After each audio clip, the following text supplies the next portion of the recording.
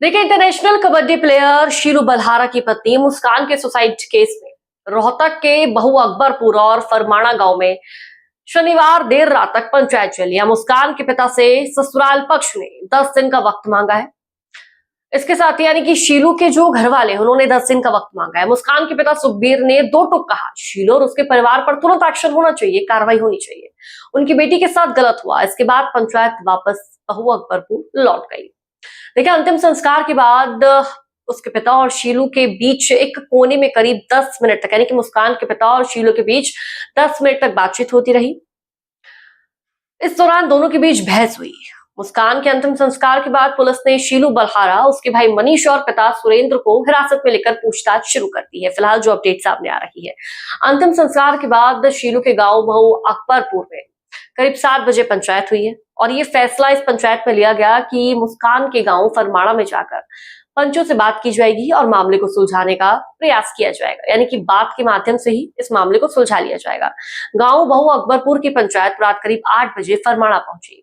मुस्कान के मायके पक्ष और गांव की पंचायत के साथ मीटिंग हुई। बहु अकबरपुर की पंचायत ने मांग रखी, शीलू और उसके परिवार पर अभी 10 दिन तक कोई कार्रवाई ना की जाए। मुस्कान के पिता सुखबीर ने पंचायत में बहु अकबरपुर की पंचायत की तरफ से रखी गई मांग को ठुकरा दिया, यानी कि मुस्कान के पिता चाह रहे हैं कि भाई कार्रवाई हो, मेरी बेटी के गुनहगारों को सजा मिले।